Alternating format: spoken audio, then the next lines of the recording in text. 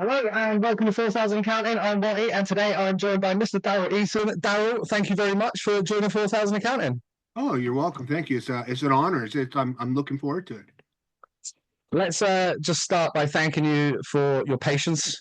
We did attempt this earlier on today, but in true 4,000 Accounting fashion, we had some technical difficulties, and I've been running around all afternoon. But we have access, we have internet, we have sound, and we're hopefully going to deliver all you beautiful people a great podcast. Daryl, let's go way back to back in North America, back in Canada. There, Yep. what got you into the game? Was it just the stereotypical everybody in Canada plays hockey? The thing is, I was born in Canada, but I lived between ages of 2 and 4 in England with both my parents were British. We moved back, and then at that point, we arrived back near the middle of the winter, and everybody's playing hockey. So it was like we'd just like to play hockey. Yeah, I was crap. I couldn't skate and all that, but everybody did it. So that's the way it was. It always has been in those days for Canadian kids to play. Did you fall in love with it straight away? Oh yeah, yeah. It's a great sport, isn't it? Let's be honest. Oh yeah. Yeah, it's fine. And literally in those days, everyone played, so it was super.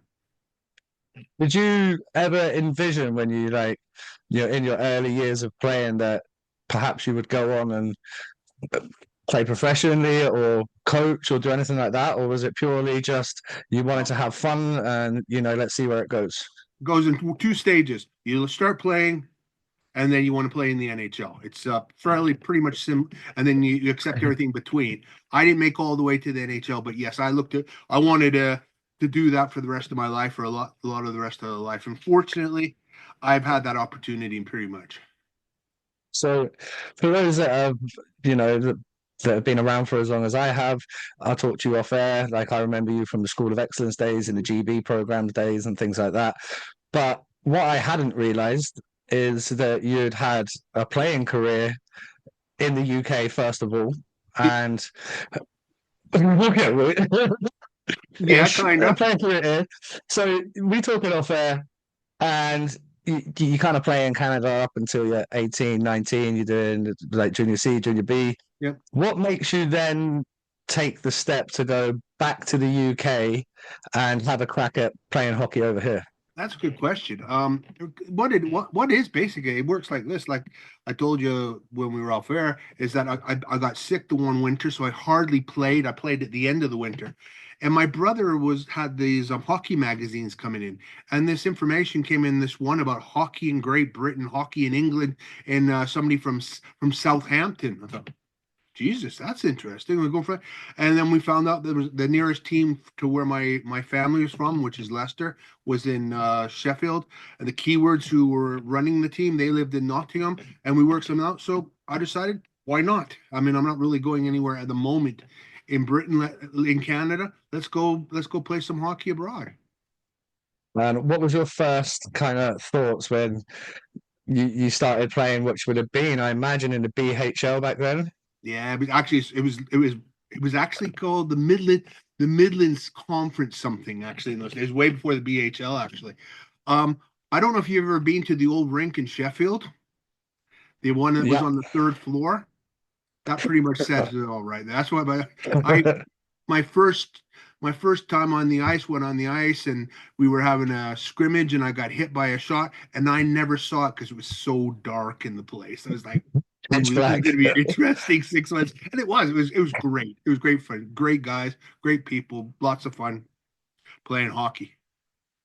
So for those that don't know, looking at your stats in the first season, like 81, you managed to put up some pretty good numbers there. You led the team in scoring, 33 goals, 22 assists.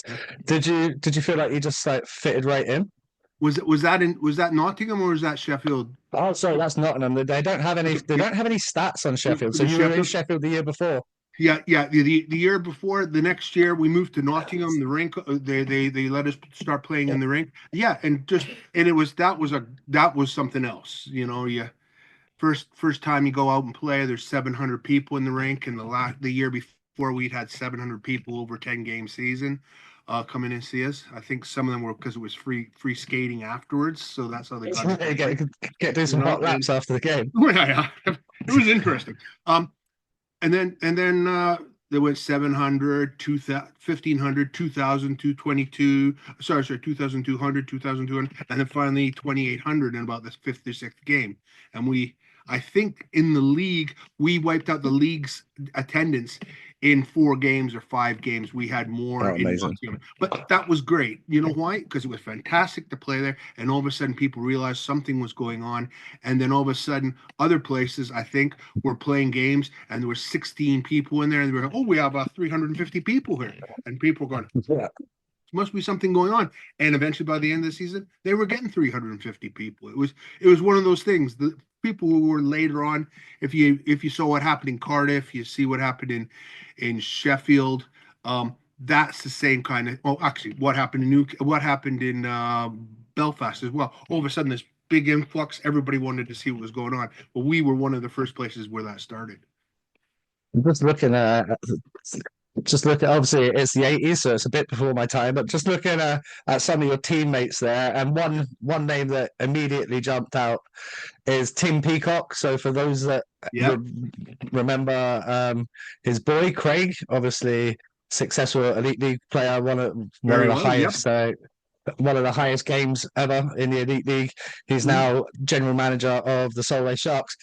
I remember playing against Tim. He had been coaching against me as a junior up in Peterborough system. What was it like having Tim as a teammate back then? Tim was Tim was an exceptional stick handler. He was fantastic. Him and I got on so we got him very well. I was his right winger. He was the centerman, and we played fine. We worked well together. Sometimes he got a little over enthusiastic with his stick handling and wouldn't move the puck, but we sorted that out as the season went on. Yeah, it was great. It was great to be able to be with him, actually work with him later on in a few things, and then obviously I helped coach Craig in the at the School of Excellence one year too. So yeah, it's funny how you see generations of kids coming through whose parents actually played with. So Yeah, it's happening more and more now. Start oh, seeing some of these guys that I played against all throughout my career. You start looking through like the U14, U16 programs, and their kids are yep, playing for England, and yep, they're that's now right. mucking around and getting into that sort of GB setup. And it's great to see. It's great to see like the generational thing where It's important. we keep people in the sport. It's important because everybody, talks about Canada or the United States or Sweden or Finland or Russia about how there's this culture of hockey. Well, we have a culture too in Great Britain. We have a culture in Hungary too. And there's lots of second and third generation players in countries, and that's the way it should be. Because we lose that, then you basically lose the essence of the sport itself. And that's the kind of thing that can, hey, I remember you. I played against your dad. You know, I'm pretty close. I'm pretty good friends with with Stephen Lynch. Well, I played Yeah. against his dad. I coached Steve, and I've now worked with Stephen in hockey schools too, and all that. And that's the way it goes, and that's the way it should go through all these things. Well, there you go. His boy's just been named in Yeah, the U20s for Great That's Britain. right. Yeah, he can play, by the way. Yep. I watched him. I watched him this summer. Well, the back end of our season in the SNL playoffs. I know he's gone on. He's moved to Solway, so he's took that step up from the SNL into the National League, and Excellent. I imagine there's quite a high ceiling for him with his talent. He's he's a bit rough around the edges, but he's still young and he's got a lot of time to develop. And I think he's going to be a good player in the years to come. There's a lot to be said about inheriting the skills of your parents sometimes, and especially if they've been involved in the sport, they kind of know they understand. You understand by playing, and if you ever have any questions, your dad's going to be there to tell you, hey, look, should be or shouldn't be doing those things. It's a real help for those. It's a real help for those players if they decide to take it. Let's go back. Let's go to the year I was born, 1986. That's the year that it did switch to the BHL then. So the Yep. British Heineken League, massive sponsor, Yeah. and looking through. Some of the guys that were in the league around about that time. You got Rick Ferrer, who led the league to 242 points in 34 Yep. games. Fucking hell. Yeah. There's a lot of those going on. Yeah. Yeah, Tony Hand, 216 points, averaging 6 points a game. Yep. But there was some Fred Polini, Steve Moria. There's some guys that would be everyone would be very familiar with. Chris Yep. Kelland, Kevin Conway.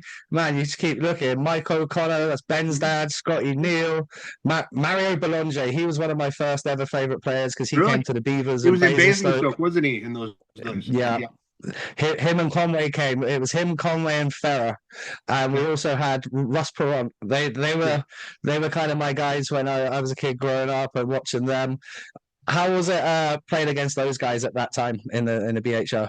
It it wasn't easy. Those as a I people say so when you're in your playing days, what were you? I was a third line center on a two line team, and so Makes I got sense. some ice time, but not a hell of a lot of it. And playing against guys like that were just they were that much better than everybody else, and it was fantastic to see guys play. It was also inside the league of guys like myself who didn't get paid, but we got sticks and things, and the guys who did get paid, it's one of those ones.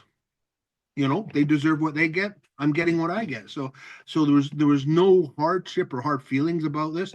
And playing against some of those guys was tremendous. I mean, a guy like people, I don't know if people really appreciate how good Tony Hand was as a player. Unbelievable. Yeah. I mean, if you look at 88, that was the year or was it 89? 88, I think we won the national championship. We won the Heineken Let's championship. have a look. Won it. Let's get the 88-89 season up there.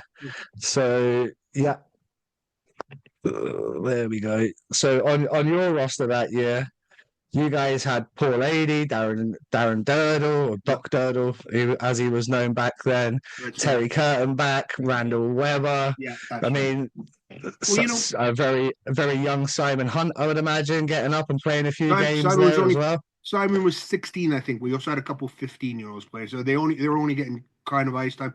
Simon Perkins was only 16. It was his first season with Nigel Rhodes, and it was the first year a team had played with three imports and two defensemen, and we had the two defensemen, and we dumped and chased for him everywhere because it was touch icing. So guys Yeah. like myself were getting on the ice as long as we could change out an import and drill them through the boards. It was that's the way we played. We tired teams out.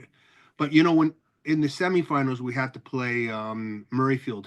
We played one game up there and then one game back in Nottingham. With a game in Murrayfield we lost the game 10-7. Tony had 3 goals and 7 assists. And, Yeah, sounds and about right. people didn't see it on TV, but when we got back to Nottingham, people were saying, "Oh, you should have put somebody on Tony."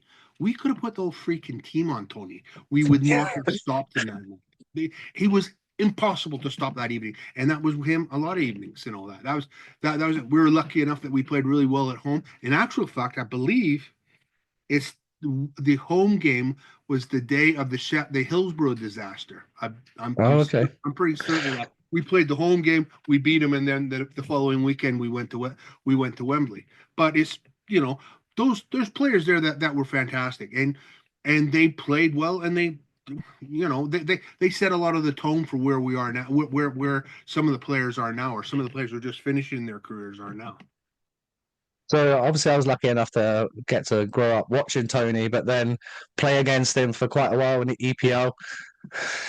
I think what let's just say, like a casual fan or a layman kind of fan won't understand about Tony Hand is how good his vision and understanding of the game was, knowing where guys are going to be before they even know.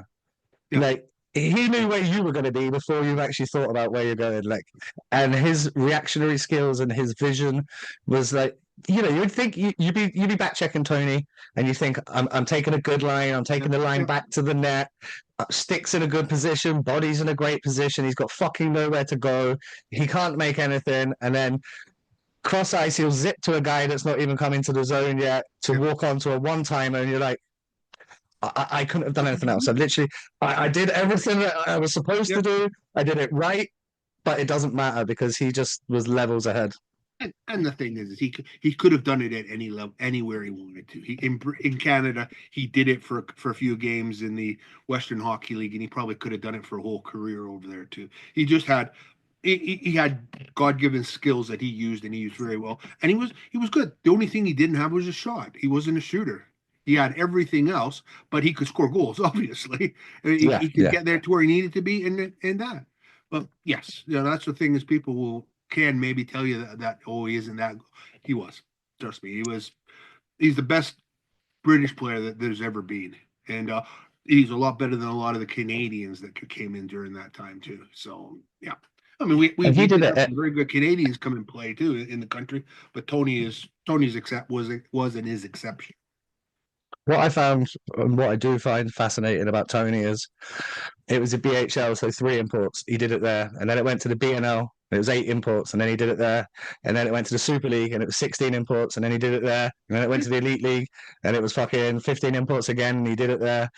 Everywhere he went, what didn't matter if he was north of the border, if he was playing in Sheffield, wherever he went, he was exactly the same, and he just kept up in the level, up in the level, Exactly. up in the level. I remember as I spent some time with the Sheffield Steelers when Damps was coaching there. So I'd go Yeah. over there twice a week and help out in their practices. And one time they had a scrimmage, so I went on the ice. God help me. I went on the ice, and they had guys like Ken Priestley, and a few guys like that, Stanley Cup winners guys, and Tony made a move during one scrimmage. He makes a move on the goalie. He looks this way, he comes the other way, and just throws the puck up in the top of the net and skates away. And everyone in the bench went, "Holy shit, that's Yeah, just unstoppable!" That's included Stanley Cup winners and everything. Just this play, and it was nothing. The way he did it was just there. You go, and away we go. Let's bring the puck out. Let's start playing again. effortless. Yeah, exactly. That's right. It's great. I feel very happy that I had an opportunity to play against him and be there and see how good he really was. Yeah, I echo that. Who were some of the other like top dogs that you remember fondly from your time there, like some of the better imports to come across and There's a grace these shores with their talents? Well, there's Shannon Hope. Shannon was a Yeah, he was very good. good defensive, very tough and great skills. Now, you also had obviously I played with a few Paul Adey, Terry Kurtenbach, and Doc Dirtle. Dirtle was fantastic when he came into the country and just so dominating, so big. And you have to understand when they were playing, Terry was the first player I've ever seen play for 54 minutes in a game. It wasn't 50, it wasn't 60 because he got 3 penalties so he could get a rest. So he could get a breather, Oh, right? yeah, yeah. Unbelievable. I could never see. And then when Doc came in, both of them were doing it. It was like we had one defenseman who would come in and can give him a little bit of time, but not very much. They were averaging way over 40 minutes a game, and they weren't the only guys in there too. Chris Callan, I got to know Chris very well when he came to Nottingham and all that. He just one tough man, one strong man, and very stable. And he's a real great leader for whether he was with the club team or with the national teams. Yeah, and then you got guys might have like had the shortest stick ever, eh? yeah, he did. Chris Kellen. Yes, he did. It Like went from his if he stood on a desk, he stand on a bench, put the stick between his feet, with the end of it, and then it went up to his waist, and that's where he cut it, and that's how short his stick was, and all that. Tough to it's actually nuts. shoot with it, but boy, I'll tell you, if he hit you with the stick, your arm was dropping off. That's for sure. Yeah, It was a strong piece of wood. That was. the old co-hos back in the day, getting your wrist chopped off. Yes. The only trouble was is he started to use the graphite stick, and then he couldn't use it because it was way too stiff at that time. But yeah, it had something like a 2,000, 3,000 flex on it, probably the way he had cut it. Yeah, these kids are using like 71 flex sticks Yeah, now. exactly. We were discussing that today at Super the news. rink. Yeah, yeah, Well, it's just a different world. And yeah. speaking of a different world, you touched on then, like playing at Wembley. How was a Wembley experience? Because anybody that's got YouTube, which is all of us, have probably at some stage gone down a rabbit hole of just watching the old Wembley classics back. And I've still never to this day seen an atmosphere in the UK like a Wembley playoff weekend. It's like how people say, oh, back in the olden days it was. Well, that's exactly what it was. It was so unique because that building was used 2 days during the season for hockey. At that point, It had been, but and it was everything was wooden stairs, wooden everything. Everything was kind of on top of the rink too. And I've been there quite a few times to watch the finals because we weren't really good at doing well in the finals with the Panthers until the one year that we were there 2 years in a row. We went and won it one year and lost in the semis the second year. And to play in the finals was even better than actually going and watching. It was amazing to be down in the halls downstairs, so hot, so humid. The two teams in the same hallway, so that was pretty hairy at times. But that really helped with the intensity going onto the ice, and it was very very warm on the ice too. So it was a hot atmosphere to actually try and play in. But it was great. You could feel it. You could feel everything that was going on when you're playing or sitting on the bench. How did you, if you can remember back then, how did you boys celebrate when you won at Wembley there? Did you get after it or what? Oh yeah, they had a hospitality tent behind the rink. That's for certain. And I was lucky enough the day before I had been drug tested for my 23-second shift, so that was pretty cool. And so I had a little bit of a story that I could tell when I got there. And we were drinking we're in the hospitality tent. I think, and so was everybody. So was the Air who we played. So we were in there drinking with them, and then we decided to leave. And just we're about ready to leave, a woman comes running from the tent and says, "Excuse me, can we have the two plants back?" And you look down the bus, and guys are yelling, "What plants?" And there's two great big palm trees in the back of the bus. We had to drag those out. So Nottingham, so from Wembley to Nottingham's probably about 90 minutes, maybe 2 hours. Took us some like 3.5 hours because we had to stop at every single services because everybody was need to go to the toilet, more drinking, on we go. And it was great. We're all sitting there looking at the trophy. And then when we got back to Nottingham, nobody was there. We got in the bus, got out. People were going crazy, so we went next door to the pub called the Cricketers, and that was, I think it was another 4 hours we were in there just drinking and partying, and it was great. Right guys, Watty here. I am here at Hockey Station and we're going to be testing out some sticks today.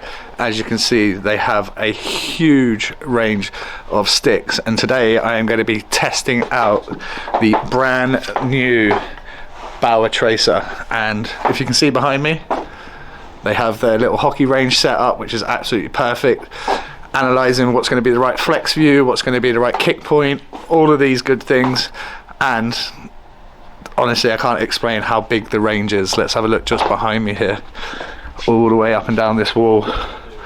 Then behind me on this wall here, so whether you're CCM, your Bauer, your True, your Warrior, pretty much every brand that you can think of is in here. But as I said, let's test out the new Bauer Tracer.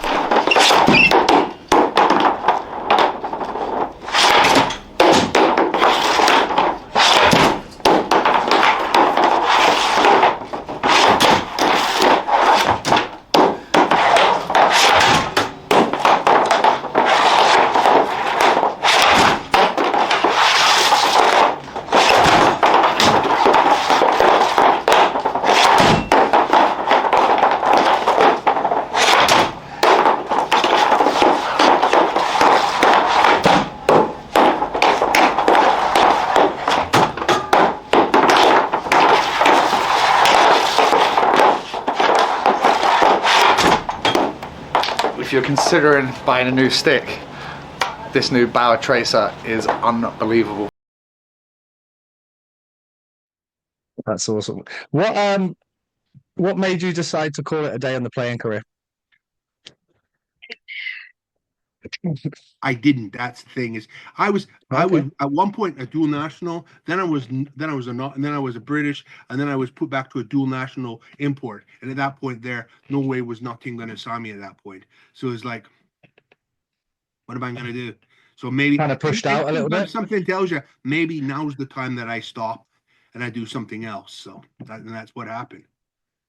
At that point, had you been doing any coaching with like the juniors or doing helping out a any little like bit assistant? Coaching, yes. Yeah.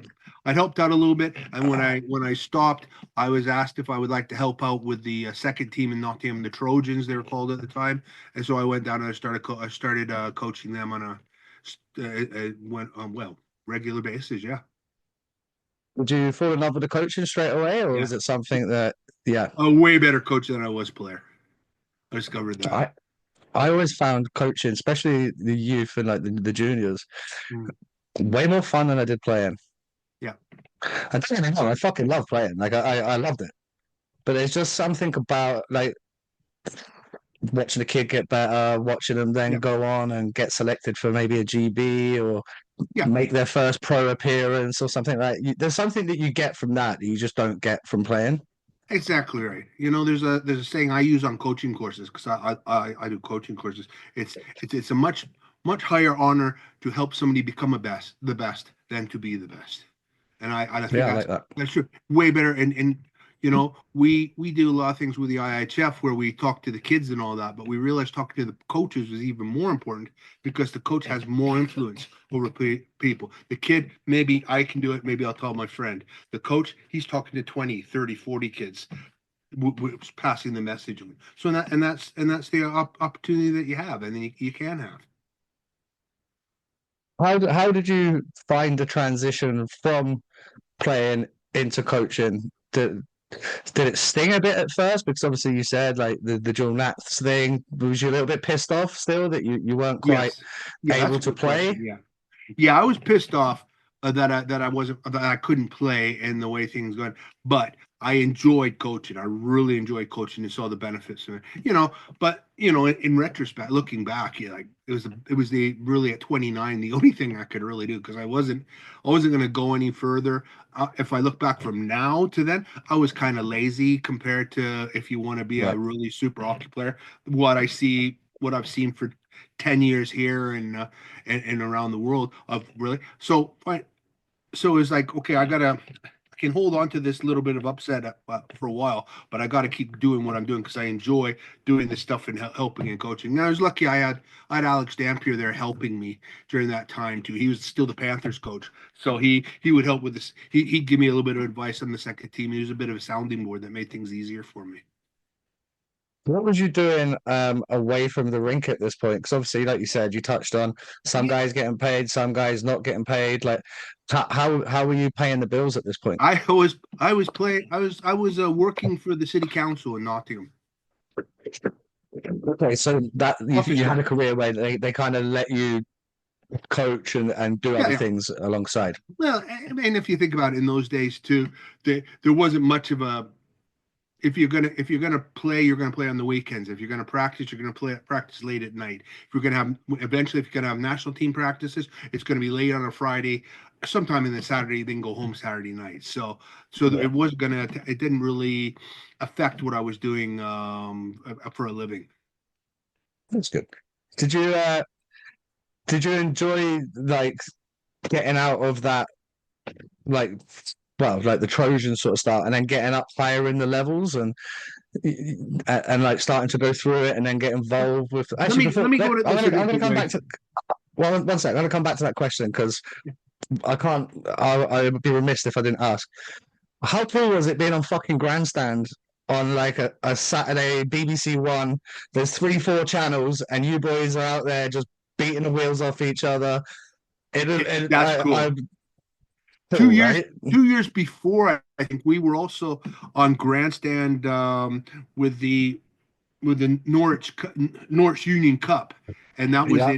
that was at the NEC in Birmingham. That was even better. That was super because we played in the middle of the afternoon, so it was a fantastic time. So everybody saw the game live and all that. But yeah, it was great. You know, when nobody else was getting that opportunity to do that, to see that we got a couple of opportunities to be on TV like that. Yeah, it's just unheard of for like, especially my generation and now the generation that we've got coming through after me. You know, like before me, there was a bit of Sky Sports, Yeah. but there's not really been anything that would rival being on BBC One, 3 o'clock on a Saturday afternoon. There is only 4 fucking channels on the TV, so if you owned a TV, you probably had the hockey on, Yep. and it's probably the one thing that I'm the most jealous about out of my career that is that kind of went to the wayside, and I think it probably hurt the sport the fact Well, that stopped. Oh yeah, definitely. Because you had what's his name? Is it Alan Weeks? He was like the commentator. He was right into he liked hockey, so he would always do the commentary. They had their own promo for it before and all that. It was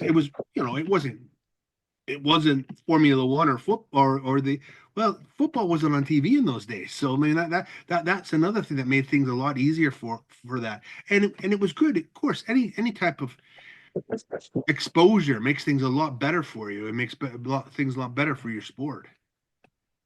Yeah, sorry. Right, I'll go back to my previous question before I got myself all tied up in knots Oh no, there. that's cool. Huh? So you start going through the levels a little bit, Yeah. and you end up getting involved with like Great Britain and stuff like that. How much was that when you really started to know that, yeah, I'm in for the long haul Yeah. now? It was. Yeah, it was. I mean, like what I was gonna say is the weird thing about coaching is that we all say that we need our best coaches at the younger levels, so they can teach the kids the basics. And you know what? It's the truth. And even here in Hungary, where everybody gets paid to coach, like gets a living wage to coach. But the funny thing is everybody wants to work their way through because, if I'm good at under 10, I'll be good at under 12, and I can be good at under 14. And it you don't need to do that, but that does happen. And even here. But I was lucky. I coached Nottingham Trojans. I was coaching there, and I'm just trying to think. I got a chance to coach England under 16 team for one season, coached them, and then the next year I got the Great Britain under 18 job offered to me. And then the year after that, I moved to Sheffield and coached the Sheffield Scimitars, which is the ED1 team, which was their second team there too. So, and that's as far at that moment I got. But it was as I was starting to move up, I was starting to think, this is good. I'd like to do this for a living. Then I made a little bit of money in some places, but not a lot. And then I got the job in Telford for half a season with the Tigers. The next year we won the world championship at the Division C with the U18s, and then that slowly started to work its way into where I ended up as the development manager for the II for Ice Hockey UK, sports sports development and youth development manager, I believe, or director, something like that. I'm just looking through that Please, first GB18 team that you had there. We yep, got um, both the Grubby boys. You got yep, Jonathan Weaver, Mikey Knights, yep, Nicky Cross, mm-hmm, uh, Paddy O'Connor. yep. Yeah, so some household names right from that early days, and Oh then yeah. Yeah, the that following was a season. pretty good team. The challenge was is the year before is they had gone to Romania and they'd been it was a tough trip for them. They got relegated and there's a lot of guys a little bit harmed by that, thinking, oh God, we got to go back to Eastern Europe again because we went back to Slovenia. Fortunately, we went to Bled, which is one of the Oh, nicest beautiful. places you ever want to go to. So it wasn't as bad as we thought it might be. But it was also the year that all the nations all kind of started to split apart. So we ended up playing Lithuania that year. We played Estonia that year. Played Slovakia earlier in the year. Slovenia we played. All these nations started splitting apart. So there was a lot of teams to play. And there's also we wanted to stay in this division. What was obviously the one thing that I've numerously slagged off on this podcast for since I've had it since 2019 Yeah. is the preparation that goes into England trips, the preparation that goes into GB trips, the lack of training camps, the lack of games, the lack of fucking everything. What was it like in 93, 94? I don't imagine you boys were having too many training camps and bits and pieces. How many looks did you get at the boys before it was like, right, we got to pick a team? And then once you had picked a team, was there any sort of I like picked the team on the camps? 11th, the year that we won the first. I mean, like this is 4 years in. We picked the team on the 11th of January, ready to go away in March, because I wanted the team together for a little while so we could at least have 3 practices and 2 games before we went away, so we could have some kind of a feel. But before that, we'd maybe had 2 games and 2 practices before that. Before, Yes. there you go. That's and that The, and wi- that's what the wild thing, though, is it's not far from being like that still, and that was 30, nigh on what, we're pushing like 30 years ago. yeah. Well, I'll just tell you, I like to speak about Hungary. I don't work for the federation anymore, but their national teams basically they get right from July. That's when they start having their camps. Probably we got a U20 team going away, right? Just like you guys do. They have played in two tournaments where they played France, Italy, Slovenia, Poland, those teams in both tournaments. They have also had probably not including the tournaments, they probably had 15 practices in that time to go. And you know how many trials they held? Zero. We don't do Yeah, trials. You know why? I'm the coach. I'm a full-time coach. I know every U20 in the country. yeah, If some guy comes in into my radar that I didn't know about, something's gone wrong. no, They 100%. don't spend any money on trials here. You know, when Jim, my friend, was here from Sweden, he made the teams go back down to 20 players and two goalkeepers. Now they've gone up to about 25 and three, but that's all they look at. That's all they look at. U20s, U18s, U19s is everybody in between. U17s is the same. U16s is a little bit more, 30 and three. And then U15s, U14s are a little bit bigger. But why are we wasting time and money on trials? If you got coaches who are running the teams and they have three full-time coaches, not including the senior, 16s, 18s, and 20s, it's their job to know everybody in the country. That's part, because Yeah. if you're only practicing 4 times a month, what else are you doing with your time? Well, you're going around, you're going to practices, you're seeing kids, you're going on the ice, and that's what they do. So they know. But, is that unique to here? No. Welcome to Sweden. Welcome to Finland. Welcome to the Czech Republic. They all know who all the players are. They know who they're selecting. Um, That's without, the way it should be run. I was going to say, without sounding too much like Peter Griffin, but what really grinds my gears is fucking kids having to pay £100 to trial, and then there'd be 5, 6, 7 trials, plus fuel, plus hotels, plus 2 days off work for their mum and dad, or mum or dad, or whoever it may be that is going to have to take them up and be at these events, and then for it to then go on and not be, well, not do what you just said there, like have. Why are they not at these same tournaments? Why are they not out playing Hungary, Poland, Slovakia, and playing against these high-ranked nations that are ultimately? Do you know what? You're probably going to get smoked, but so fucking what? Because then when it comes down to your tournament and you've got to play China, Lithuania, Estonia, Yep. you should be beating those teams if you've been playing against higher level competition in the build-up. And I know they're trying. I know they are trying to do different things, and they're trying to improve.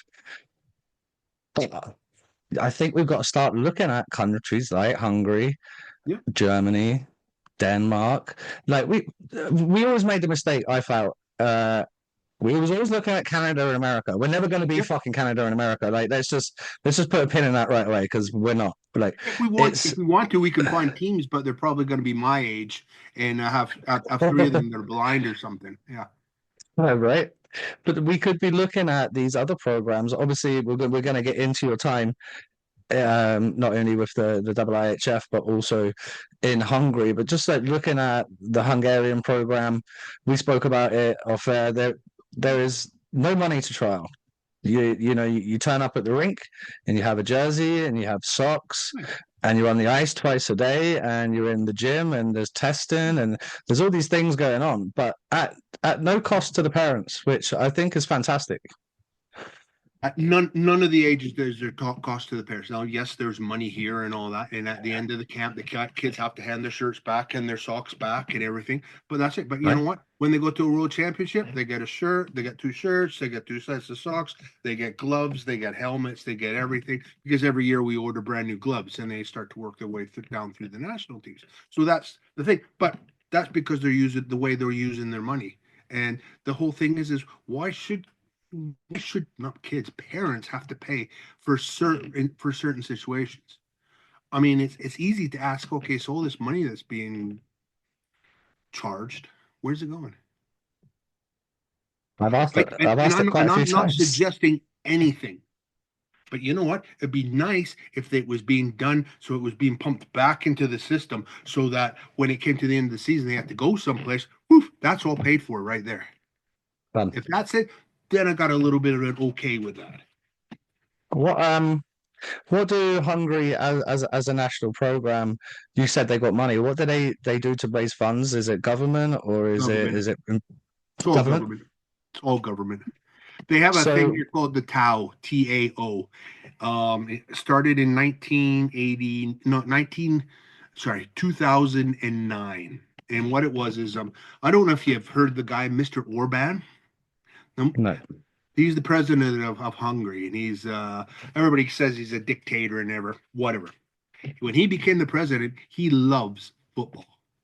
So he wanted to Right. have a really, really good football team. So football, handball, basketball, water polo, because they're very, very good at water polo. And then, let's stick ice hockey in there too.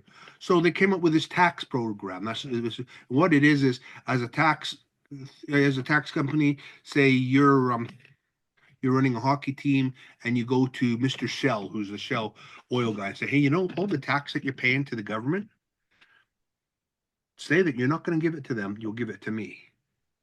Okay. And then they will give me 8 times as much on top of that. And you will get a 10% kickback on your taxes. Now, it's down to about 1.5% to 2% kickback, but have a look at all those sports and see what happened. Football, they're not particularly good, but guess what? They've been in two international. I think they're going to go into the next one. 3 international championships in the last 10 years. They'd never been in one for 40 years since Puskás was playing. Yeah, when they won back in the day. Yeah, hockey's the same. We've been in the A pool 3 times now. Last year, what happened to Hungary? Women's team promoted to A pool. Men's team promoted to A pool.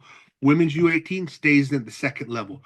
U18, U20 stay at the second level. U16s win a big tournament in Sweden, all the way down. But that's years of this starting to now take effect. Every sport has happened. Now, okay.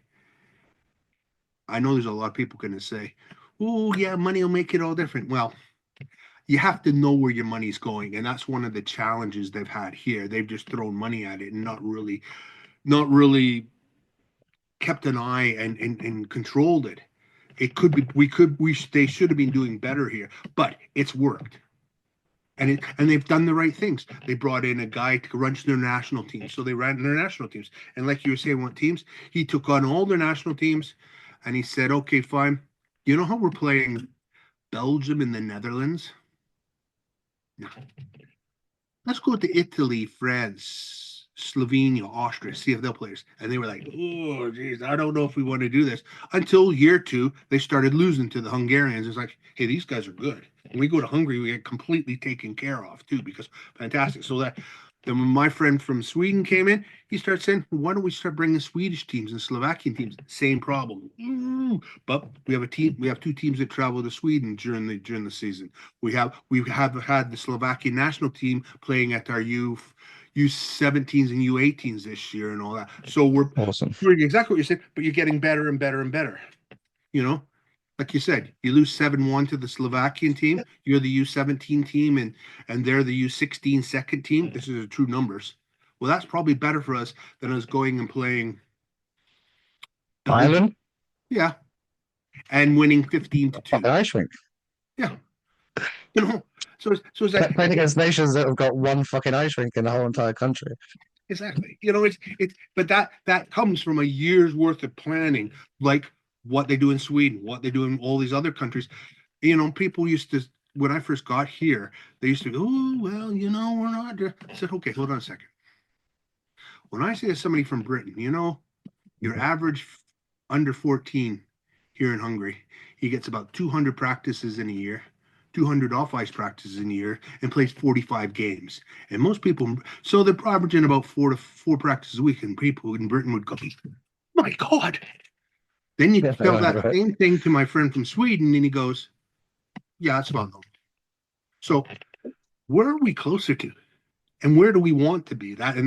It's money helps, yes, of course, but it's about having this mentality that's a little bit bigger, trying to figure things out.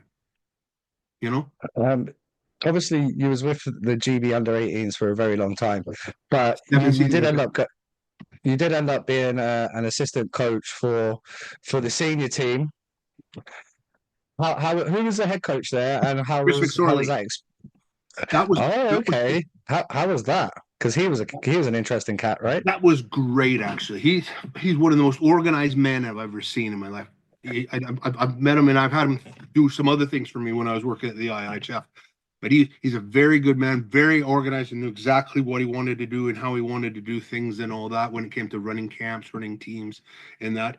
And it it was one of the proudest moments in my life. That was it was the first year we were in Slovenia, and excuse me, in Ljubljana, and it was the game where we tied Slovenia in the one game, and there was no overtime at that point. The next game, we went in and we absolutely massacred Kazakhstan, 11-2 or Unreal. something like that. It was unbelievable. Now, unfortunately, the Slovenians then went and played Estonia the next game and won 23-1 or something and won on goal difference. It was all about goal difference. But during that win against Kazakhstan, there's a lot of guys. There's John Weaver on this team, a lot of guys that I'd coached and I knew on the team, thinking, "Wow, I'm really proud to be British right now." It's all kind of came together all at once. No, the Kazakhstan team might have been a little bit weak, but it doesn't make any difference. They all had Kazakhstan shirts on, so Yeah. and we beat them, and we really made it difficult for them. Made it difficult in the end for the Slovenians, and it was great, in front of 3,500 people.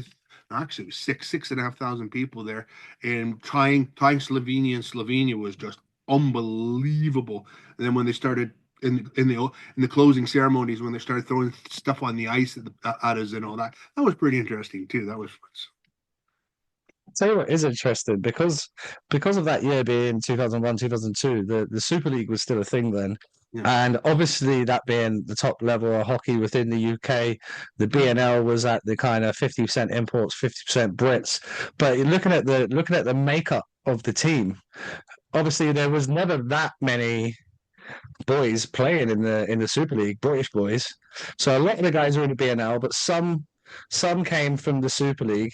Did you find that? How did you find that? Because now, if you look at the senior roster, outside of a couple of the boys that are playing in Europe, Mhm. it is a strictly elite league roster. Yeah. There's no National League boys in there.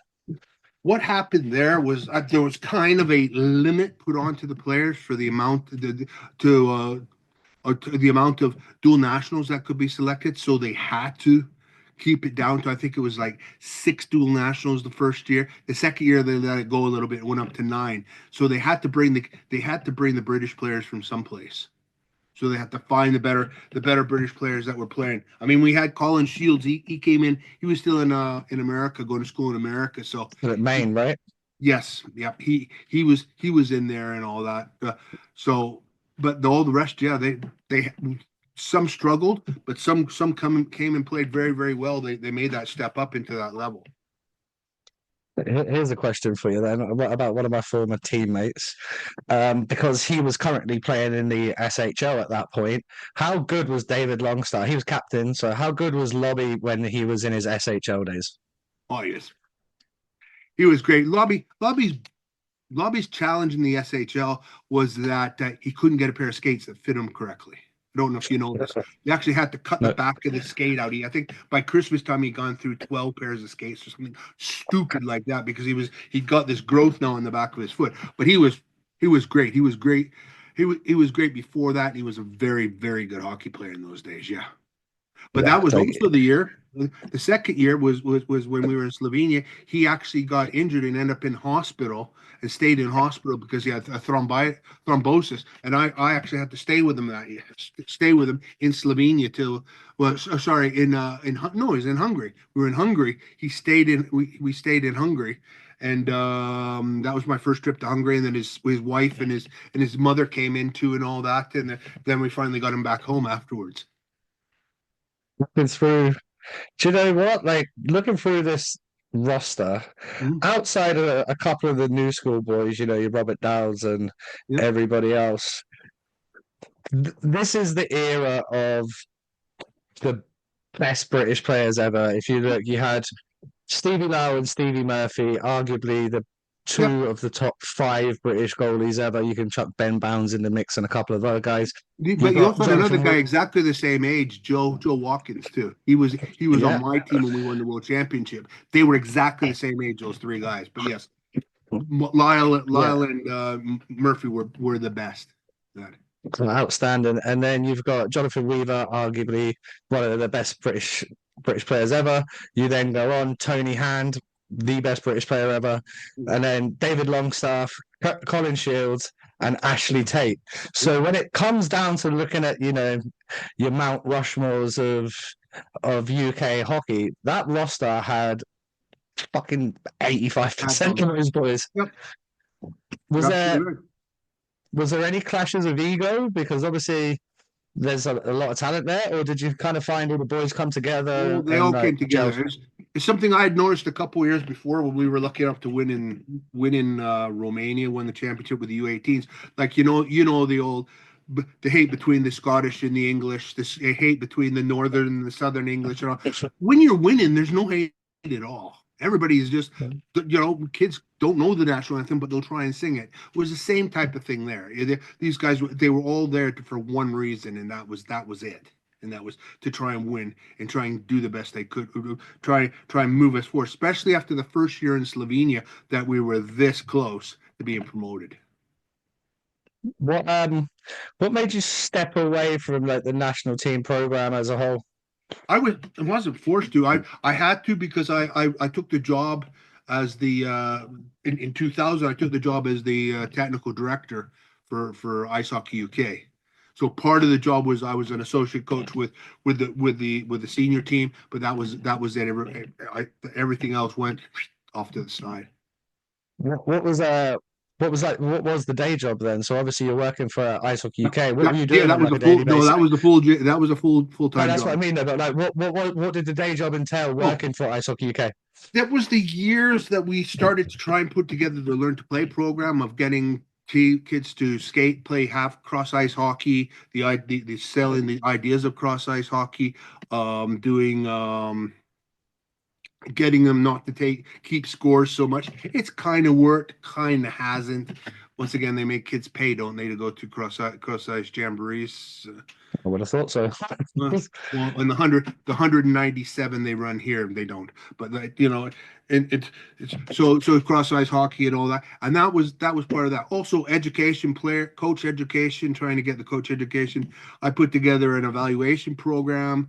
Started putting together a fitness program. It was all trying to tie up all the loose ends to try and put together a national team and all that for the national teams to start to run and start to do better and have more information that they can actually work with.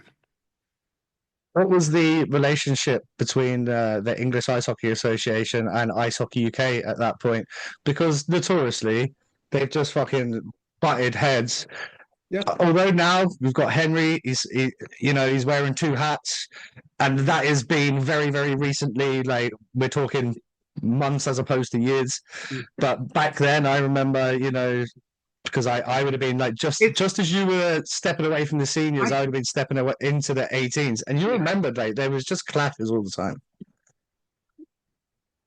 The only way I can best explain it is that yes, there was lots of tension, but you have to understand that British hockey is very, very incestuous, because I was like this much into England, but this much into Ice Hockey UK. And I wasn't alone. There was like 5 or 6 of us working inside both programs because guys like Andy French, he straddled the line, and there are a few guys. So that's the one thing that kept the tensions a little bit lower because there were so many people doing both jobs. The manager of the national team was John Bailey. He was involved on both sides of that divide too, and that kind of kept the upset because it's easier to see how the others are thinking when you're actually part of them. So I've seen what's happening over here and saying, guys, can we do something here? Maybe work something out. Maybe it isn't the right way. Maybe somebody just should take control in that. But that's what there was at least 5 or 6 of us who were working on both sides, trying to move hockey forward in both organizations, and trying not to screw either organization. That's the most important thing. Obviously, the merger got talked about years ago, and it didn't happen. And you'd probably be the best place to answer this. If you're Hungary or within the IIHF or wherever you are, you're in Sweden, do you look and be like, why the fuck is there a Scottish ice hockey, an English ice hockey, an ice hockey UK? Are we a bit of a laughing stock when it comes to that? A little bit. When I worked at the IHF, I was the secretary of a committee, and they always used to like me to try and explain the whole different nations in hockey in Great Britain, and B, different nations in Great Britain, UK, and how it all worked. It's Northern Ireland and Great Britain, but Great Britain doesn't include Northern Ireland and all this other thing. So yeah, it's chaotic. A lot of people don't understand it, and sometimes the more you start to look at it, you think, why do we have this? Now you have to understand there's a lot of nations that Great Britain in their language is basically England. So they'll say that. So they don't totally understand the concept. But yeah, you do get asked that question fairly regularly. Yeah, it's something I've always speculated about it, but without really talking to anyone that's been there and seen it and done it, it just feels like they would be like, why?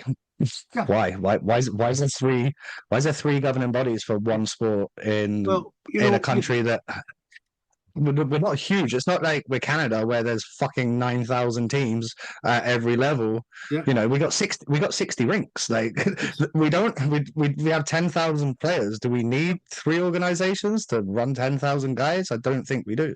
No, I think you're right. And that's the thing. And the challenge, I think, sometimes is some of the people in some of those organizations don't understand where they are and exactly how unimportant they are in many situations. Oh, I'm part of the so-and-so association. Doesn't matter. We only talk to the national association, and that would be Ice Hockey UK. And Yeah. that's what you get from if once it goes back to the IHF, that's what the message is that comes back. It's a shame. I think there's a lot of lost energy and wasted energy on these type of things, of people trying to fight for this and that, instead of everybody kind of saying, hey, why don't we find out what we can agree on and we can move forward with that. Yeah. Well, I'm going to give Henry massively the benefit of the doubt from my conversation with him, both on and off air. I think he's quite clearly a smart guy. He has some good ideas, and I hope he's given time to put them into place and to try and bring these organizations together and get the right people doing the right jobs, and more importantly, getting the wrong people the fuck out the door. Because it doesn't matter how many good people you got doing good jobs if you got bad people bringing it down. Yes, it's absolutely right. Yeah, I saw that. I forgot. I was reading something about that the other day. It's the same thing. Is like, the end of the day, if you can't get rid of the one rotten egg, or the thing that's causing the problems, you'll never ever be able to grow that organization. You have to go with all people that want to go in that direction. Well, we've got our fingers crossed, because what we're actually starting to see now is a bit of a clearer pathway. Yeah. You know, they've got their 3 and 6 step processes and how they're going to be focused on him as an individual. Like, well, his first year, he wanted to clean shop, and the people have left and new blood have come in. And from my perspective, I like the people that he's brought in. I think they're good people, and they're good hockey people with good knowledge. And from conversations with people who are now maybe sitting on the Ice Hockey UK board, they're good people and they do care, and they're in it for the right reasons. And do you know what? We're not going to see the benefit of that this year, next year. But like you said, 2009, you get the towel, and then now 3 tournaments in 10 years, you've got everybody doing the right things.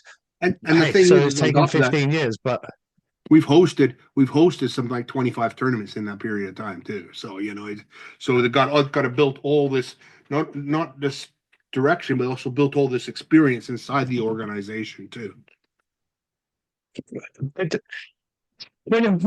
So let's kind of explain to people when you left the UK, Yep. what was the initial role that you took up? I was offered the job as the youth development manager for the IIHF. So in November 2003, I moved to Switzerland and did that role for about 5 years, 4 years maybe. And then the guy in charge of coaching, he left, or he was released. And then I just took over that job as part of mine and became the sport development manager worldwide for in the IHF. And I had that job until 2013. How was that experience for you? Fantastic. So a chance to it was now a chance for me to see not only how it worked in England. I had hands-on understanding stuff in Britain, the way things worked, which is practical experience, but also go get to see the bigger nations and smaller nations and see how things are working or how things could work in those nations too. And to be able to, I rewrote their coaching manual in 2007. We went right through the whole coach education program and all that, and rewrote all that. Edited it, and then did a lot of things. I started a recruitment program in 2000, because one of the things it's okay saying that we need to bring kids in, and it's a challenge I'm having right now here in Hungary with a club that I'm working with. Is it's okay? Oh, we all know we need to bring kids in, but how do we do that? No, there's people that have that experience, and I try to get the IHF to understand this. There's a lot of clubs, a lot of nations, they're not going to do it unless you put some money into something and offer them something to use, and that's what started to happen. So I was able to touch every area of development worldwide during that period of time, and see some of the things in that, and wish I'd had the opportunity to go a little bit further and do some more things, but that's the way it is. I'm pleased when I got the opportunity when I left, things were working, and I had a pretty good relationship with the people in Zurich. What was it? That's my next question. How was it living in Zurich? If you work there, it's fine. It's not that expensive. If you go back there every once in a while when you're living in Hungary, yeah, it's damn expensive. Yeah, fuck right. Yeah, it's a great city. It's one of those cities. Switzerland's one of those countries. Once you figure out how things work, it goes. Until that point, it's climbing up, falling down, climbing up, falling. But once you get over the top, okay, you figured it. There you go, no problems. yeah. And you go through. So Switzerland's great. My daughter, she loves Switzerland. Obviously, she speaks German, and she's really a Swiss girl now. But she worked it out. You can't believe how cheap it is for her to go to university in Switzerland. Oh, really? Well, really, she's got a Swiss passport now and all that because she's lived so long there. Really, really cheap. And because what they do is the Swiss have a way of trying to do the right things for the right situations.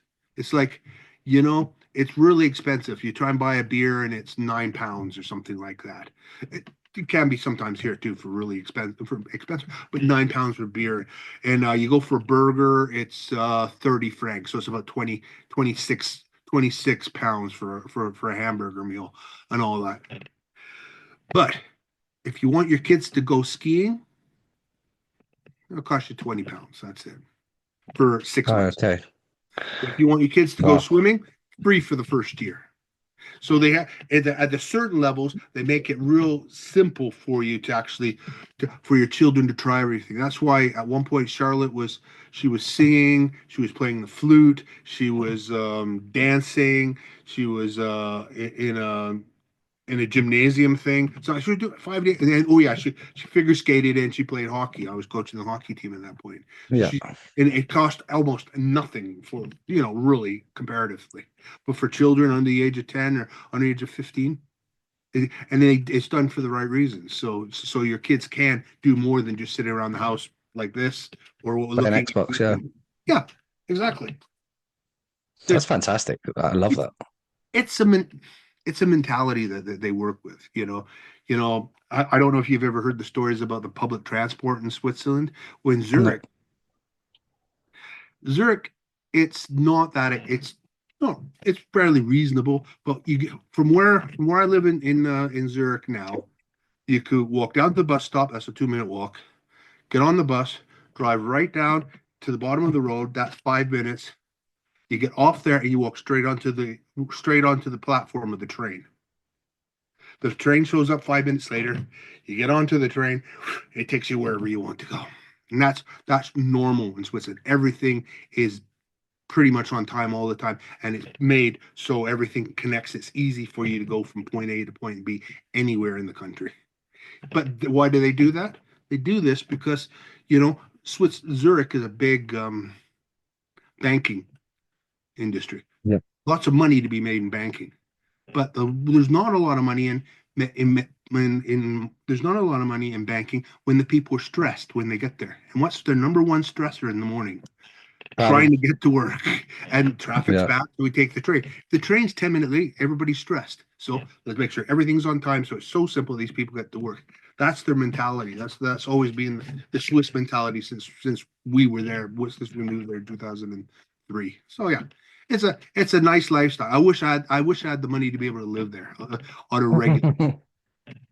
I'll tell you what, now that you mention it, thinking back last year, I just did a one night wham bam thank you ma'am. I flew into Basel airport, perfect, from Basel into the town centre, and then on the train to Bern, watch the game, train back. And it literally ran like clockwork. I wasn't thinking, fuck, I'm going to get stuck in Bern on the last train, or none of that. It was absolute perfection. They pride themselves on that type of stuff. That's the thing, I remember years ago, the U.S. U17 team came, and they were right in the middle of Switzerland, and they said, "Okay, and Daryl, can you speak?" I talked to this guy. He says, "Daryl, we're going to catch a train. We got to get off the train, get on another train, then we got to go and get up. And like one of these changes is like 4 minutes." I said, "Don't worry, you'll be fine." And then they got You'll be there. How was your changes? No problems at all. What, when you're living there, how much attention are you paying to let's try that again. When you're living there, how much attention are you paying to the top league? Because watching it last year, the hockey is legit fantastic hockey, really exciting. Were you getting to games? Were you checking it out? Yeah. Or were you well, the thing was, for one season, 2006, 2007, I actually coached ZSA's women's team. So I got to go in and see the men's. But yeah, because at those times it was on TV all the time, so you got the chance to see it all the time. So it was really good, and it's good hockey. Guys make good money there, and there's some very good imports, and obviously very good Swiss players too because of that too. So yeah, it's not a massive nation, but I think I might better put two and two together from what you were saying about free swimming and £20 skiing and all that. What's allowed the Swiss national team program at all levels to pretty much be a Pool A nation for as long as you can remember? Just Moolah, yeah. Excuse me. They have the experience. They have the culture. They have good coaches. They have coaches that they could bring in. They brought in. There's money. But if you think in 1998, we played the Swiss team in Switzerland, and we also played them in Sheffield. I remember I did the color commentary on the radio, and we tied them 2-2, and we should have won actually. And then it was after that year, it's like, all of a sudden they start going like this because they start whamming the money in. You go in your bigger clubs and the amount of people. And the thing is, you think about Bern, was there 16,000 people there watching that game? Do you know what? Yeah, it was packed. Every game. Yeah. Zurich, there's probably about 12 to 14 every game. So there's lots of money, and that's actually being floated down. Some of that's being floated down into the junior teams, and then their national teams are of a Swedish Finnish level, the way they actually run them. Yeah, and obviously you touched on coaching the ladies there. Angela Taylor, arguably. I was there when she actually moved, when she came into ZSA. Yeah, I wasn't coaching, but I saw her and spoke to her a few times while she was there, and but they were getting paid, right? It was a job. Her there. Hmm? It was a job. She was getting paid. Like, so Oh the yeah. women get paid, and Yep. again, like it makes for a very good women's league there. From everything she was telling me, the hockey was really good and it was Yeah. fun and Yeah. you're well looked after. Take half a step down, come to Hungary, see the two top women's teams here. They all get paid. Even the Hungarian girls get paid. That's They brilliant. have done for the last 5 years, 4 years. So it's a full-time job for them. Our girls are still paying for training camp, probably. And that's the thing. You got to think, like, obviously we've had some of the GB women on over the years Mhm. since doing the podcast, and they're not getting fuel money to go to camps, and No, fucking 3, 4 of them in a hotel room with one double bed, and like just not set up for success. Hopefully things are going to change with the new blood that Ice Hockey UK have got in, yeah, and the new people there. Hope we've only got we can only give them the opportunity to change things and improve. But notoriously over the years, the women's game in the UK has been treated like shit. absolutely. They get forgotten about, and I'm probably guilty of it on the podcast as well. But I also know that my target audience isn't female ice hockey fans in the UK. Yeah, But it doesn't mean that I don't respect the girls or anything like that. But that's not my job to do that. The national team, the national governing bodies and stuff, of course. that's your job to do that. Like realistically, our best opportunity, I've always thought, of getting to an Olympic Games I know is a you. Yeah, fucking yeah. women is Yes, the of women's course. program. There's less teams to beat. Yep. Of course. There's less top quality teams to beat. Yep. That's always been, in my opinion, that is the route to the Olympic Games is Yeah. through the female program in the UK. Well, to be fair, they don't like to admit it here, but that's how the direction we went here in Hungary. The year before I came here, all of a sudden their U18s somehow stayed up in the A pool. They came there, and they went up the year before, and they stayed up the next year. Great Britain were involved in that qualification for that situation in those years, but. And then from there, it was like, hey, if we can do it there, we can do it anywhere. Now, having said that, almost that whole team is now part of our the senior national team here. But of course, it's what do you think China did? China decided they were not going to become great hockey players as a men's team to start with, so they pumped all their money into the women's team, and for many years they were the number five. They were the number 5 women's team in the world. That's kind of falling away. Pick the team that's going to got the best opportunity. Don't let the others down, but ride the horse that's there. Yeah, you won't hear any argument from me. No. Obviously, I think in terms of commercially and financially, Yeah. it would help our sport grow massively if the men were to qualify for an Olympics, because we did the whole pool A thing, and no one gave a fuck unless you're an ice hockey fan. Outside of it, like if I talked to my mates down the pub, they didn't know that Great Britain were about to play Canada. They didn't have a clue. Had that been in the Olympics though, and it's on BBC Yes. at fucking 2 o'clock in the afternoon, they would have all went, "Oh, I saw the boys out there today playing against Canada." Everyone would have been talking about it. Whereas Exactly. Yeah. with no TV access, unless you're involved in the game, you have no reason to know that we're out in Kasica or we're in Finland and playing against. And what I try and explain it to my pals, like they're like, "Oh yeah, so we're playing against like Sweden today. What's that like?" I was like, "It's like Basingstoke Town facing off against fucking Man U. Like it's we are punching so far above our weight, it's ridiculous." I don't know how much attention you paid to Great Britain's performances. I'm sure you had your eyes on the prize over the years. Oh yeah. They put on some fantastic performances against some huge nations when they was away. They did themselves very proud. During those championships, I usually text Peter Russell a couple of times during, especially when they're working hard and they don't get a result. You think, dude, don't worry about it right now.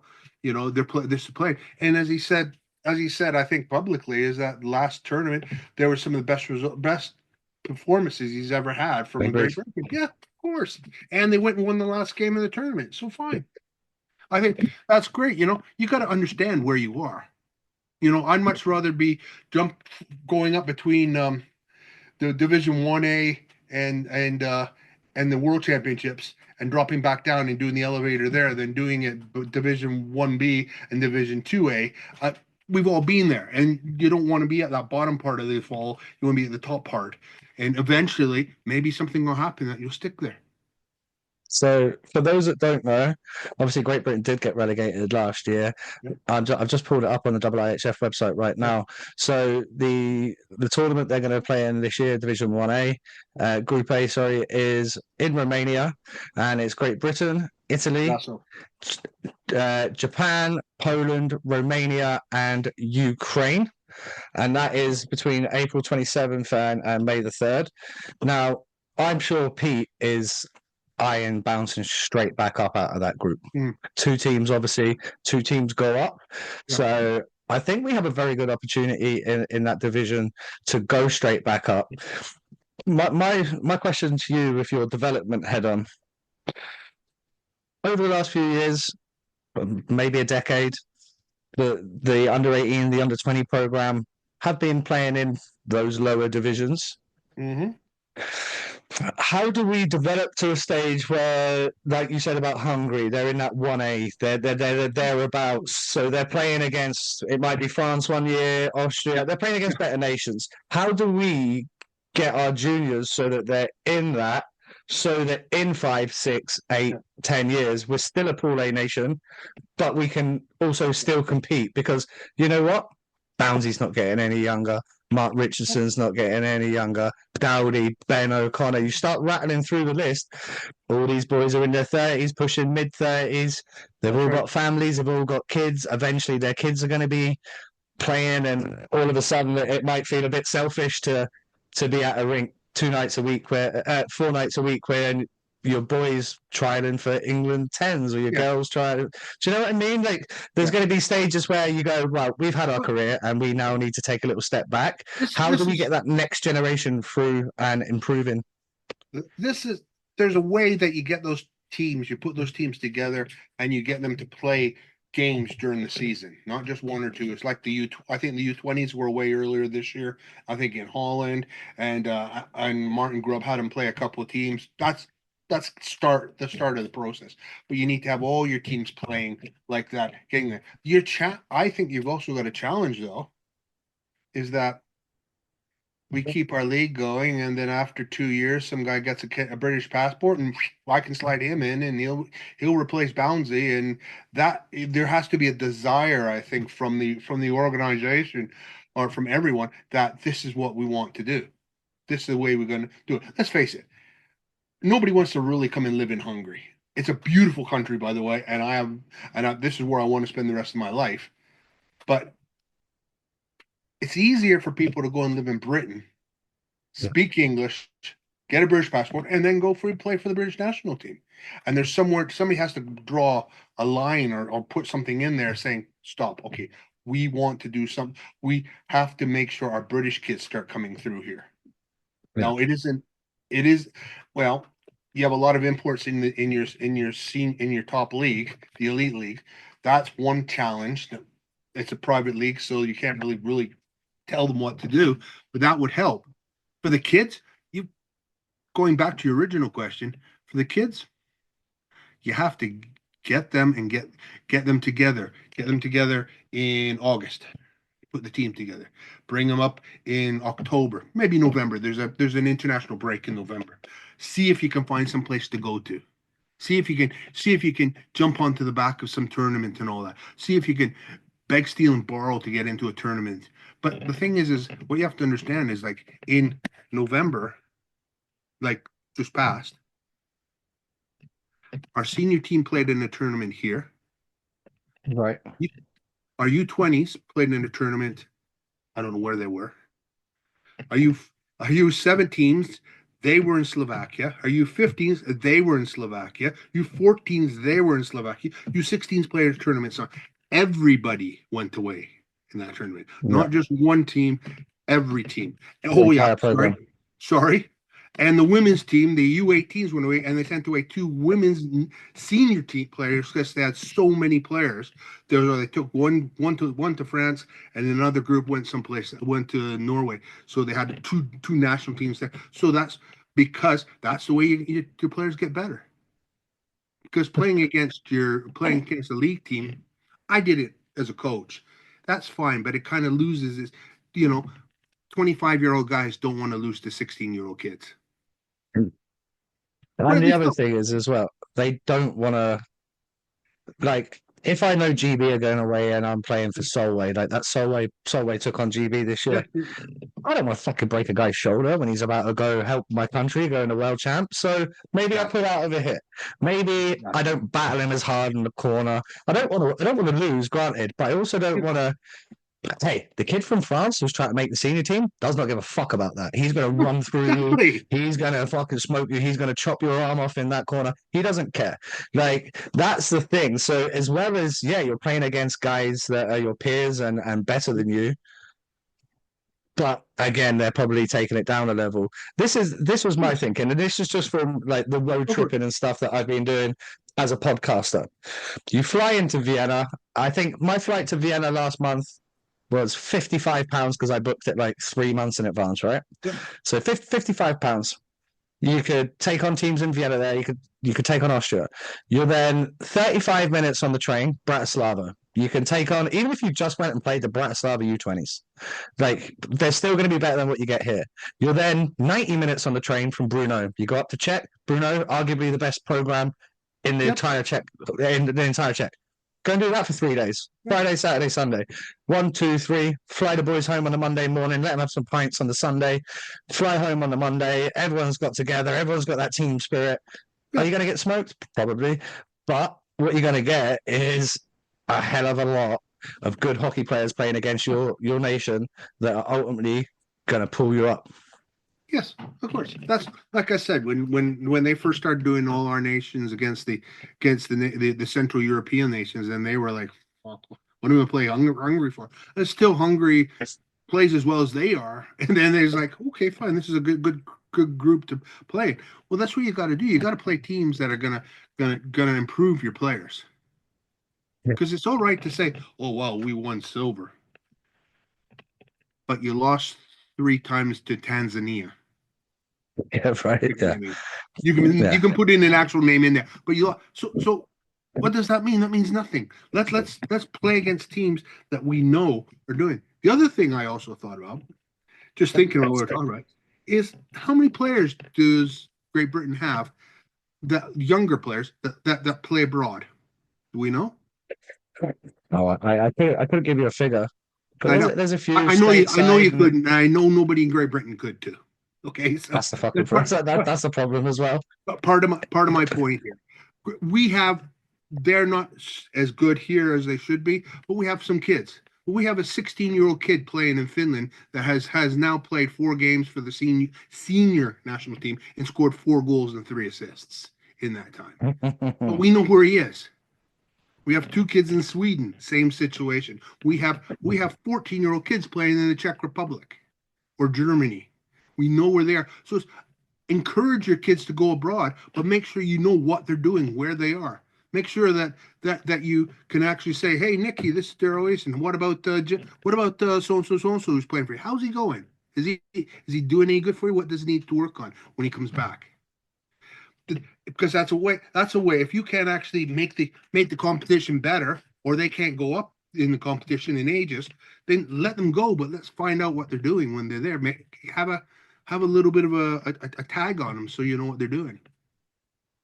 I'm not going to name names in what I'm about to read out, but I had Sam Chima on the podcast.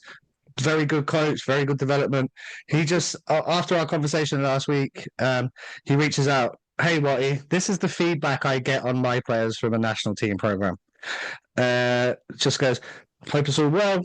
The way the season's going well. I just wanted to pass some feedback on player X from our camp in Norway. To start with, we know she has good size and physicality. During the camp, she showed really good offensive skills, has the ability to get pucks out of the zone under pressure, great attitude and level of compete. She's very coachable. Her skating and mobility does need to improve to take her game to the next level. Showed confusion at times, but was super coachable, made changes, so on and so forth." Yeah. Fucking perfect. Fantastic. And do you know what? This is this much text, but with this much information that is ultimately she's going to then get to have a look at that. He's going to feed it back to her. So then Sam's going to then go on and talk to her. Right. Well, they've said you need to improve on this, this, and this. So we're going to do that, that, and that. Yeah, of course. That's the way it needs to be. You need to find out. That's what the national coach is here. They go into clubs and talk to the actual team clubs, but they have to keep in touch with the kids away from that. And when they're away, yeah, there has to be information. And yes, when next year comes, I have to go to you and say, okay, here's all the list on everybody who played this year, for me, and going from there. And if you don't give them to the clubs, if the club asks, yeah. It's not this isn't something that you hide. Tell them, give them the information. Yeah, it's a fantastic way of doing things. Yeah. Obviously you were you were in Zurich for a while, and then you've been in Hungary. What sort of roles have you had since you've been in Hungary? What happened? After I left the IHF, Hungary came up with they got some money from the IHF to bring somebody in to start working with a coaching program. So I came in and did that, and it's kind of a skill I have, being able to see coach education and see kind of this the skills that the current skills, the education they have, and kind of put the two together. I've done it here. I did it in Spain too. And that's what I started off with. Started getting coaching programs, trying to get the coach, because their coaching education goes very much through the universities here. All of it based on the TAL. The only trouble is it's all general, not very specific, and it's only the federations that deal with specific. And that was the first stage. We went on from there. Then we started mentoring, going into clubs, seeing what's going on there, and that's eventually developed into us running our own coach education programs, hockey specific, and mentoring going into clubs. So as the last 3 years, not this year, but the last 3 years, we had a mentor program that we did online. So we would have we had the U20 coach would talk to U20 coaches, the U18 to the U18, U16 coach would talk to the U16 coaches, and go down. And then there's 3 of us, and we had one guy did the U12s, and 2 of us did the U8s and U10s together. And with the U8s and U10s, we were getting 80 coaches at a time coming on. They had to come on, but we were doing 45 minutes mentor every second week online, and then we would go and see them, just like the under 12s would do exactly the same thing. And we worked as a team. We tag teamed, the 3 of us would go into different clubs all those. So, and last year we did 93 club visits. I think we actually visited 90, gone in there, see how they're doing, help them on the ice, look at them, and go from there. And that was the end of that. But we were also running the coaching program. We ran through the recertification program they were trying to do here. So we would do day-long recertification courses, all that, and have the coaches come in, go on ice, go off ice, and all that, and then and then they would go from there. Everybody's going to tell you, oh, I've seen all this before, but you're going to see it again. Because let's see what because I'm watching all this stuff and I'm not seeing any of this stuff happening. So that was our attitude towards, and it was successful for the last 3 to 4 years, the mentor program, and the way we work hand in hand with the education program. It sounds very forward thinking. Well, we also have what we call the Skoda Tabor, and what that means is hockey. It's a hockey school, and when I first got there in 2016, they said, "Look, we've got a little bit extra money. Would you run hockey camp?" I said yes. So we did. We got Skoda to sponsor it, and they have done that all the way through. So what that does, that's in the middle of June. Once the kids leave school, we go for 5 days on the ice twice a day. We get up last year we had about 87 kids on 2 groups of 40. And but what we did is we also there's the 3 of us in the mentor program.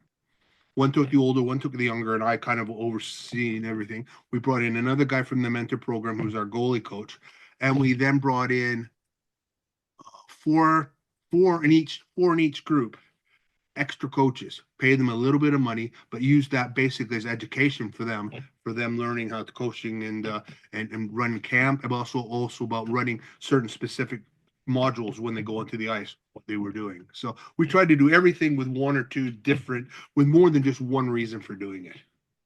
Because if you do it for one reason, that one reason disappears, it dies. So there's you're not yeah. So, and the thing was, the best thing about that camp is that we never got the best kids, because all the best kids were going to pay money to go to Slovakia and all. And we got a lot of the kids who really needed something like this. It was always made affordable so they could actually do it. So it was fine. Yeah. So we tried to do a lot of things, and three of us the last couple of years have had a lot of just free reign to let's think about something, let's do something, and decide where we were going to do it and do it. They talked to our boss, and then we went and did it. So. Because what we ended up doing, funny enough, last year is finally we started after we done onlines, individual, we started doing regional. So we did, like you're talking over near Vienna. Well, over there's a place called Dürr, Gyor. Now they got a really good program going on over there. A lot of it sponsored by Audi, because there's a huge Audi plant there. But we brought all the clubs in that area for an all-day thing, and we talked about skating, then went on the ice, did skating, then we all went home. And then we were starting to we started to do that regionally around the country too. So we're doing it 3 different levels of education for the coaches. That's brilliant. Yeah, it's fun. All right, before I let you go, tell me what's next on the agenda for yourself. What's next? I'm on the 5th of December. I'm flying off to India to do a coaching course, and it's going to be in Delhi. But there's an area of India called Ladakh, which is on the other side of the Himalayas, and I guess it gets so cold there that between December and March, people don't go to school because it's way too cold. So all they do is play hockey. So an ex-boss of mine at the IHF, he's put trying to get together this program, and now he wants me to go in and run a coaching course for last count, it was about 35 coaches coming in for that. So we're going to do theoretical and practical classroom and on ice. So with India having like things like this happening, do they try and become a IIHF member? I believe they are a IIHF member. Oh, okay. They're in the Asian group, and they have a plan that by 2042 that they make the Winter Olympics. They've got billions of people living there, so that's amazing. I mean, I hope I'm still alive in 2042, but that's what their plan is. So, and the company that's being involved is Royal Enfield, the motorcycle company. Well, they're built there, so this is part of their charity group side of things. Okay. And they're running this, and this is what they want to do, because all the hockey players, I guess, come from this area of India, and like when they play, they get 3,000-4,000 people standing outside in the cold watching them play and all that. So that's awesome. It's gonna be a very interesting situation. I've been to a lot of countries, never been to India, so this is gonna be very, very interesting. We'll see what happens. What's probably the most unusual ice hockey nation that you've worked with during your coaching career? Because obviously we're now seeing like Kenya are in, and a couple of other, Jamaica are doing bits, and there's a few teams that have recently become like IIHF members. Where's the kind of most obscure place ice hockey's taken you? Been to South Africa. Yeah. I'm just trying to think where. I've been to a lot of the Asian countries. Taiwan a couple of times. Thailand. That was interesting. But, the funny thing with those areas is that if you run a camp there, you say, okay, there's a curfew now. Everybody has to be in bed at 10 o'clock. These people don't get up and go do anything until about 10 o'clock at night. So you have people the curfew's screwed, isn't it? So But they all now have very good programs going on there. The most obscure place, I know. I was just going to say I've been to Korea 3 times, but I've been to North Korea once. Ooh. That was North Korea. That was a great trip. I really enjoyed it. I have to say. Very, very weird, but great. What was it? Was there any rules that you had to get freshened up on before you went out there? And No. It was a Olympic solidarity thing. So the Olympics were paying for it. When I got there, I had a guide, a driver, and a translator. So if I was going to do anything stupid, nothing was going to happen. They weren't going to let me do that. So it just went there, and yeah, it was very interesting. I knew two of the guys from there from earlier, a couple of years before, when I'd been in China and met these two guys from North Korea. So they were there and all that, and it's just fantastic. Don't you discover after a while they're just hockey people? Right, yeah. Hockey people. That's all they were worried about. I gave the guy his shirt. He was all super excited because it had the IHF logo on. He said, "I had all these logos." Yeah, that's it. That's all he was worried about. We talked hockey and talked for checking systems and stuff like that through the translator and all that, and it was great. I will tell you one thing though. There is we were talking about kids getting better and training and all. And I was watching this hockey. I said, "How old are these kids? Oh, they're under 16. Nobody has a mask on. Everybody's playing." And so we're talking 2003. They're big kids. Like, holy shit, these are pretty good. So we went back in the classroom and I said, "Okay, fine. See, if you only practice like in Britain, if you only practice in Britain like one day a week, like they do in Britain, whoa. What's the matter?" They say there's no way they can develop hockey players in one day a week. There's no way you can do that. One practice week. I said, "Oh, okay. How many practices do they get a week?" Well, we went 4 to 5. I said, "Okay. I can tell you, Britain has between 1 and 2 practices a week. What is your ranking and what's Great Britain's ranking?" There are no more questions whether you could develop hockey one day a week, but they were very. It was very strange too because they're a nation. I don't know what they do, but you can't go. Don't go with a presentation longer than 45 minutes. Right. Because if not, then you got guys going. Actually, in the classroom, falling asleep. That was interesting. I had to kind of thought fortunately, my guy, my translator. You got it. I got it. It's for ADHD guys like me that would be like looking at planes out the window and stuff. Right? It was wild. It was very interesting. They have fantastic beer. I'll tell you. They have really good beer. They had really good beer. Well, I actually was reading on the plane going out there that they take it apart, this whole brewery somewhere in Shropshire or something like that, and moved it over there. And it's called Taedonggang beer. And Taedonggang is the big river that goes right from there right down to Seoul. And it was way nicer than the Singaporean and Indian beer that was there. It was a really nice beer and cheaper too. So, yeah. Right. Last question for me. What's been your favorite experience in ice hockey?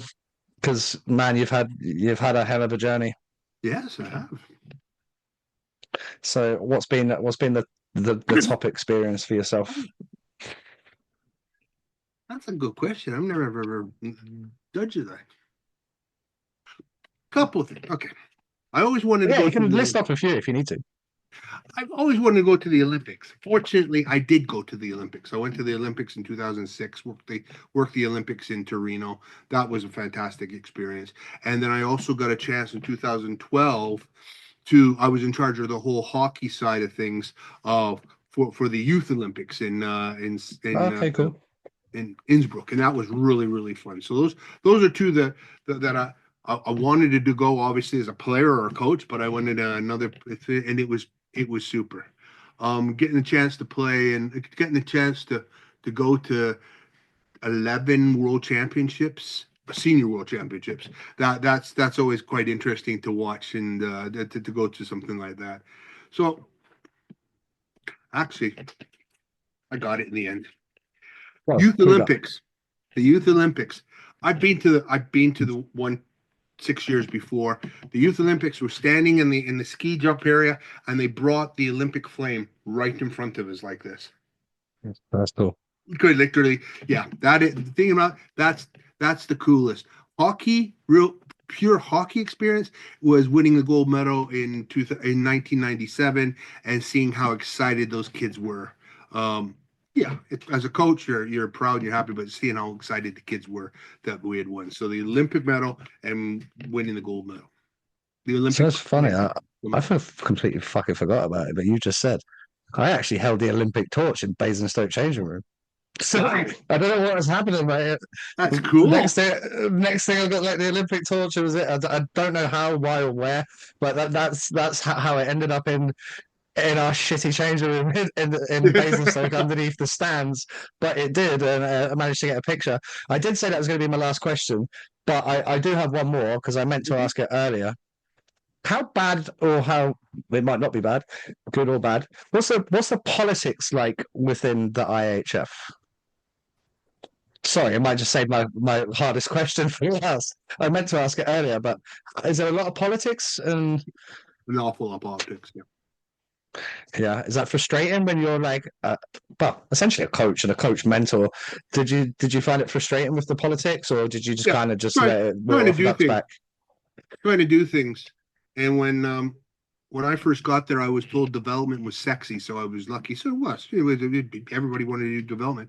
And then at one point, we got a new boss come in, and all of a sudden, there were bottom feeders, and there were the top 10 nations, and we needed to start catering to the top 10 nations that came from inside. And it does. It's like any place where you have people on a board that um, have outside interests besides that board.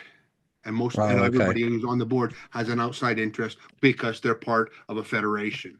So you're not supposed to, but you do, and that's what makes the thing. And it makes it very difficult below the level that Great Britain are lucky enough that they moved up to that level. So have Hungary, but we're all right on the edge at the bottom edge of that group. Or anybody below that, it's really difficult, Yes. and you don't really get much of a say in a lot of the stuff that's going on. Yes. That's pretty much as I expected, to be fair. But Yeah. this has been a super interesting conversation, Daryl. I Right, bro? really thank you for your time. I think we should definitely do this again because I feel like we're just Anytime. scratching the surface of your career. Good. Ladies and gentlemen, this has been 4,000 and Counting. That's been Mr. Daryl Easson. This has been a lot of fun. And we will see you folks for another episode very, very soon. Peace. Daryl, thank you very much. Köszönöm szépen. Thank you.